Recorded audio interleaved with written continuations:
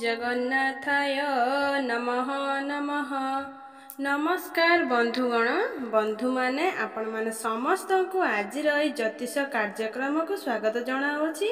आज यही भिडियोटी जहाँकि कर्कट राशि व्यक्ति विशेष मानक पई बहुत गुरुत्वपूर्ण अटे, बहुत ही खास अटे। कारण आज भिडियो रे आमे कर्कट राशि मासिक राशिफल रूप में आलोचना करिबा। कर्कट राशि व्यक्ति विशेष मानक पई ए जून मास 2025 टी किपरि रहिछि से विषय आमे आलोचना करिबा। कर्कट राशि व्यक्ति विशेष मानकर स्वास्थ्य एवं शिक्षा एवं प्रेम संपर्क एवं वैवाहिक जीवन भाग्य एवं कैरियर एवं व्यापार वाणिज्य किपरि रहिछि ए जून मास 2025 रे से विषय आमे विस्तार भाव आलोचना करिबा। नवग्रहकर स्थिति मध्य देखिबा। नवग्रह केउं प्रकारर फल प्रदान करिबारे सक्षम हेबे, शेषरे अशुभत्व प्रदान करथुबा ग्रह मानकर विशेष प्रतिकार मध्य आमे भिडियो शेष जानिबा। तेबे बंधु माने भिडियोटी आगु बढ़ाइबा पूर्व आपणकर जदि कर्कट राशि होई थाए तेबे भिडियोटी को गोटे लाइक करी चैनल टी को सब्सक्राइब निहाती कर दियंतु। आपण माने जदि सच्चा हृदय ईश्वर को भक्ति करुथांती एवं विश्वास करुथांती तेबे भक्ति एवं श्रद्धार सहित कमेंट बॉक्स रे जय मां लक्ष्मी जय जगन्नाथ अवश्य लिखि दियंतु। तेबे बंधु माने आसंतु आरंभ करिबा ए कार्यक्रम को जहाँकि जन्म राशि एवं चंद्र राशि उपरे संपूर्ण आधारित अटे एवं भिडियोटी स्किप न करी थरे मात्र शेष पर्यंत निश्चित देखंतु।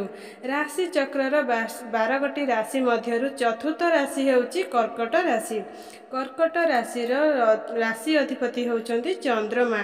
चंद्रमा जे कि प्रति 2 दिन थरे राशि परिवर्तन करिथांती। तेबे बंधु माने जून मास आरंभ रे नवग्रहकर स्थिति किपरि रहिछि आपणकर कुंडली रे आमे सेही विषय आमे प्रथमे जानिबा। मंगल आपणकर प्रथम भाग रे विराजमान अछंती, केतु आपणकर द्वितीय भाग रे विराजमान अछंती, राहु आपणकर अष्टम भाग रे विराजमान अछंती, शनि आपणकर नवम भाग रे विराजमान अछंती अर्थात भाग्य भाव रे विराजमान अछंती, शुक्र आपणकर दशम भाव रे विराजमान अछंती, बुध एवं शुक्र एकादश भाव रे विराजमान अछंती, देवगुरु बृहस्पति आपणकर कुंडली रे द्वादश भाग रे विराजमान अछंती। तेबे बंधु माने आमे सर्वप्रथमे जानि नेबा आपणकर स्वास्थ्य किपरि रहिबो ए जून मास 2025 रे। बंधु माने कुंडलीर प्रथम भागटी होई थाए आपणकर स्वास्थ्य भाव आपणकर इम्यूनिटी सिस्टम रो भाव। आपणकर प्रथम भागर अधिपति होउचंती चंद्रमा। चंद्रमा जे कि प्रति 2 दिन थरे निजर राशि परिवर्तन करिथांती। आपणकर प्रथम भाव रे विराजमान अछंती मंगल, देवगुरु बृहस्पति मध्य आपणक कुंडली रे द्वादश भाग रे विराजमान अछंती। सूर्य मध्य 15 जून रु आपणकर 15 भाग को चलन करिवे। बंधु माने आपनको दुईटी जिनिस प्रति ध्यान देबार अछि। प्रथमतः गुरु आपणकर कुंडली रे पाप कर्त्य होई रहिछंती। आपनको टिके आपणकर स्वास्थ्य प्रति 7 जून पर्यंत विशेष ध्यान देबार अछि। द्वादश भाग रे आपणकर गुरु बहुत दुर्बल अवस्था अछंती। आपणकर चर्बीर कारक गुरु एई दुईटी जिनिस प्रति विशेष ध्यान देबार अछि। डायबिटीज आपणकर खाद्य पेय प्रति संपूर्ण भावे आपनको ध्यान देबार अछि। लिवर गैस्ट्रिक एसिडिटी ए सब जिनिस प्रति आपण विशेष ध्यान देबार अछि कारण गुरु आपणकर द्वादश भाव रे विराजमान अछंती। तेबे केवल जून मास नुहे आपनको संपूर्ण 1 वर्ष पर्यंत ए सब प्रथा मध्य विशेष ध्यान देबार अछि कारण गुरु 1 वर्ष पर्यंत आपणकर द्वादश भाव रे विराजमान रहिबे।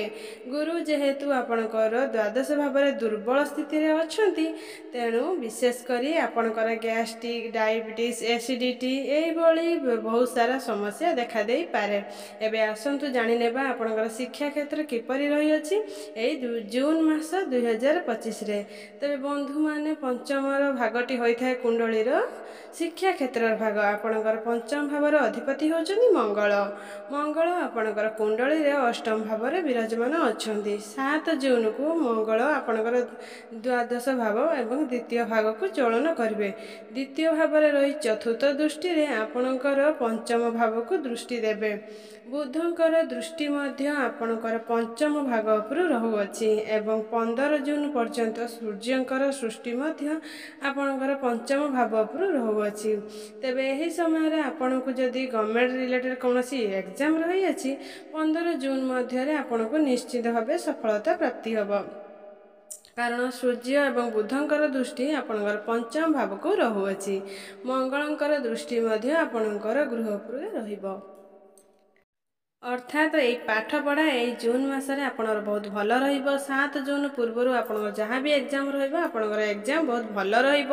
ଆପଣ ଯଦି କୌଣସି ଆଡ଼ମିସନ୍ ନେବା ପାଇଁ ଚାହୁଁଛନ୍ତି କିମ୍ବା କୌଣସି ଫର୍ମ ଫିଲ୍ଅପ୍ କରିବା ପାଇଁ ଚାହୁଁଛନ୍ତି 7 ଜୁନ୍ ପରେ ଆପଣଙ୍କୁ ସମୟ ବହୁତ ଭଲ ରହିବ। ଆପଣଙ୍କ ମଧ୍ୟରେ ଏକାଗ୍ରତା ବଢ଼ିବ, କାରଣ ଆପଣଙ୍କର ପଞ୍ଚମ ଭାଗର ଅଧିପତି ହେଉଛନ୍ତି ମଙ୍ଗଳଙ୍କର ସ୍ଥିତି, ଯାହାକି ବହୁତ ଭଲ ରହୁଅଛି। ଏବେ ଆସନ୍ତୁ ଜାଣିବା ଆପଣଙ୍କର ପ୍ରେମ ଜୀବନ କିପରି ରହିବ ଏଇ ଜୁନ୍ 2025ରେ।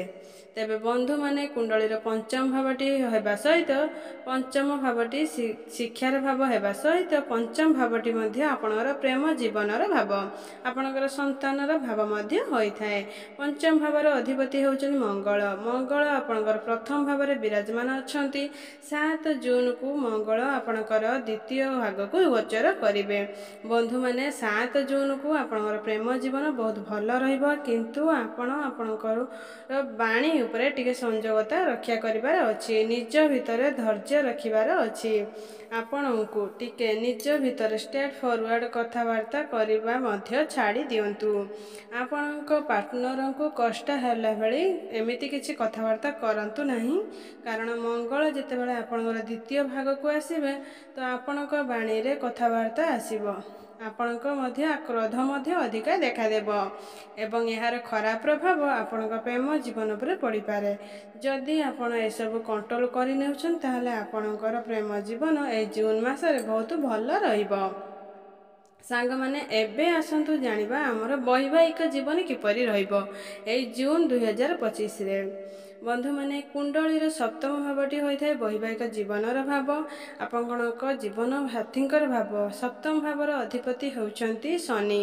ଶନି ଆପଣଙ୍କର ନବମ ଭାଗ ଏବଂ ଭାଗ୍ୟ ଭାବରେ ବିରାଜମାନ ଅଛନ୍ତି। ତେବେ ବନ୍ଧୁମାନେ ଆପଣଙ୍କ ରାଶିରେ ଯେଉଁ ଶନି ଅଢ଼େଇ ଚାଲିଥିଲା, ଶନି ଅଢ଼େଇର ସମାପ୍ତି ହୋଇସାରିଛି। ଶନି ପୂର୍ବରୁ ଆପଣଙ୍କର ଅଷ୍ଟମ ଭାବରେ ଥିଲେ।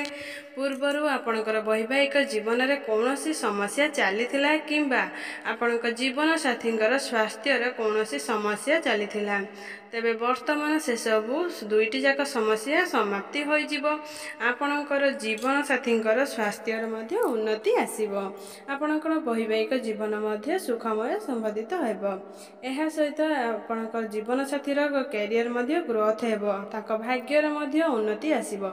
ଏବେ ଆସନ୍ତୁ ଜାଣିନେବା ସବୁଠାରୁ ମହତ୍ତ୍ୱପୂର୍ଣ୍ଣ ବିଷୟବସ୍ତୁ ଆପଣଙ୍କର ଭାଗ୍ୟ, କ୍ୟାରିୟର ଏବଂ ବେପାର ବାଣିଜ୍ୟର ସ୍ଥିତି କିପରି ରହିବ ଏଇ ଜୁନ୍ ମାସ 2025ରେ। ତେବେ ବନ୍ଧୁମାନେ ନବମ ଭାବଟି ହୋଇଥାଏ ଆପଣଙ୍କର ଭାଗ୍ୟର ଭାବ, ଦଶମ ଭାବଟି ହୋଇଥାଏ ଆପଣଙ୍କର କାର୍ଯ୍ୟକ୍ଷେତ୍ର କିମ୍ବା କ୍ୟାରିୟର ଭାବ, ସପ୍ତମ ଭାବଟି ହୋଇଥାଏ ଆପଣଙ୍କର ବ୍ୟାପାର ବାଣିଜ୍ୟର ଭାବ। ତ ଆପଣଙ୍କର ଭାଗ୍ୟ ଭାଗର ଅଧିପତି ହେଉଛନ୍ତି ଦେବଗୁରୁ ବୃହସ୍ପତି। ଦେବଗୁରୁ ବୃହସ୍ପତି ଆପଣଙ୍କ କୁଣ୍ଡଳୀରେ ଦ୍ୱାଦଶ ଭାବରେ ବିରାଜମାନ ଅଛନ୍ତି ଏବଂ ଆପଣଙ୍କର ଭାଗ୍ୟ ଭାବରେ ବିରାଜମାନ ଅଛନ୍ତି ଶନି। ତେବେ ଆପଣ ଯାହା ବି କିଛି କାର୍ଯ୍ୟ କରିବାକୁ ଚାହୁଁଛନ୍ତି, ଯେକୌଣସି ନିଷ୍ପତ୍ତି ନେବାକୁ ଚାହୁଁଛନ୍ତି, ତାହା ପୂର୍ବରୁ ଆପଣ ଟିକେ ତରବର ହୋଇ କୌଣସି ନିଷ୍ପତ୍ତି ନିଅନ୍ତୁ ନାହିଁ, କାରଣ ଶନି ଆପଣଙ୍କର ନବମ ଭାବରେ ବିରାଜମାନ ଅଛନ୍ତି। ପ୍ରଥମତଃ କର୍କଟ ରାଶି, କର୍କଟ ଲଗ୍ନ ପାଇଁ ଶନିଙ୍କର କାରକ ମନାଯାଇଥାଏ। ଶନି ଯେହେତୁ ଆପଣଙ୍କ ଭାଗ୍ୟ ଭାବରେ ନବମ ସ୍ଥାନରେ ବିରାଜମାନ ଅଛନ୍ତି, ତେବେ ଶନି ଆପଣଙ୍କର ପ୍ରତ୍ୟେକଟି କାମକୁ ବିଳମ୍ବ କରିବେ। ଆପଣଙ୍କର ଭାଗ୍ୟ ଟିକେ ସ୍ଲୋ ରହିବ। ପ୍ରଥମତଃ ଶନିଙ୍କ କାରଣରୁ, ଦ୍ୱିତୀୟତଃ ଆପଣଙ୍କର ନବମ ଭାଗର ଅଧିପତି ଦ୍ୱାଦଶ ଭାବରେ ଅଧିପତି ଅଛନ୍ତି। କୁଣ୍ଡଳୀରେ ଦ୍ୱାଦଶ ଭାବଟି ଏତେ ଭଲ ବି ବିଚାର କରାଯାଇ ନଥାଏ। ଯେହେତୁ ଆପଣଙ୍କର ଭାଗ୍ୟର ସାଥ ଆପଣଙ୍କୁ ଏତେଟା ମିଳିବ ନାହିଁ, ତେଣୁ ଆପଣ ଯେଉଁଠାରେ ବି ଇନଭେଷ୍ଟମେଣ୍ଟ କରୁଛନ୍ତି କିମ୍ବା ଟ୍ରେଡ଼ିଂ କରୁଛନ୍ତି, ଆପଣ ବହୁତ ଭାବି ଚିନ୍ତି କାର୍ଯ୍ୟ କରନ୍ତୁ, ନଚେତ ଆପଣ ଲସ୍ର ଶିକାର ହୋଇପାରନ୍ତି। ଯଦି ଆପଣ କୌଣସି ଜିନିଷ କିଣିବାକୁ ଚାହୁଁଛନ୍ତି, ସେଠାରେ ମଧ୍ୟ ତରବରାଇ ହୁଅନ୍ତୁ ନାହିଁ। ଅଧିକ ଶୁଭ ଫଳ ପାଇଁ ଶନିଙ୍କର ବୀଜ ମନ୍ତ୍ର ଜପ କରନ୍ତୁ, ନିହାତି ଶୁଭ ମିଳିବ। ଧନ୍ୟବାଦ।